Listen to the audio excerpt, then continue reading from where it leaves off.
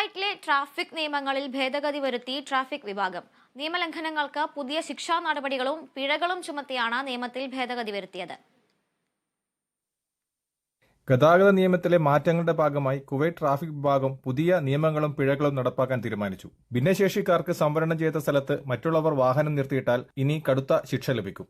ഭിന്നശേഷിക്കാരുടെ parking സ്ഥലത്ത് മറ്റുള്ളവർ വാഹനം നിർത്തിയിടുന്നത് രാജ്യത്ത് സിവിൽ കുറ്റകൃത്യമാണ്. ആദ്യ തവണ നിയമലംഘനത്തിന് 150 ദിനാർ പിഴയും കുറ്റം ആവർത്തിച്ചാൽ കോടതിയിലേക്ക് റഫർ ചെയ്യും. കോടതിക്ക് 1 മുതൽ 3 വർഷം വരെ തടവ് ശിക്ഷയോ 600 മുതൽ 1000 ദിനാർ വരെ പിഴയോ വിധിക്കാൻ അധികാരമുണ്ട്. പുതിയ നിയമം നടപ്പാക്കുമെന്ന് ഉറപ്പാക്കാൻ അധികൃതർ കർശന നിരീക്ഷണം നടത്തുന്നു. കൂടാതെ അമിത ശബ്ദമുണ്ടാക്കാൻ പുകക്കുഴൽ രൂപമാറ്റം വരുത്തിയാൽ വാഹനം 2 മാസത്തേക്ക് കണ്ടുകിട്ടുമെന്നും ആഭ്യന്തര മന്ത്രാലയം മുന്നറിയിപ്പ് നൽകി.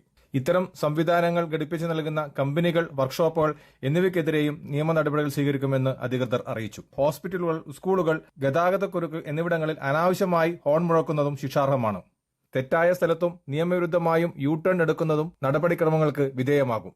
കുവൈറ്റിലെ ഗതാഗതക്കുരുക്ക് ഒഴിവാക്കുന്നതിനും സുഗമമായ വാഹന സൗകര്യത്തിനും മുന്നിൽ കണ്ടുകൊണ്ട് ഗവൺമെന്റ് പുതുതായി നിരവധി മേൽപ്പാലങ്ങളും റോഡുകളും പണിതു. തകരാറായ റോഡുകളുടെ അറ്റകുറ്റപ്പണികൾ നടത്താൻ ആരംഭിക്കുകയും ചെയ്തു. ഗുരുതരമായ ഗതാഗത നിയമലംഘനങ്ങളോടെ ബന്ധപ്പെട്ട് 74 പ്രവാസികളെയാണ് ഇക്കഴിഞ്ഞ വർഷം നാടുകടത്തിയത്.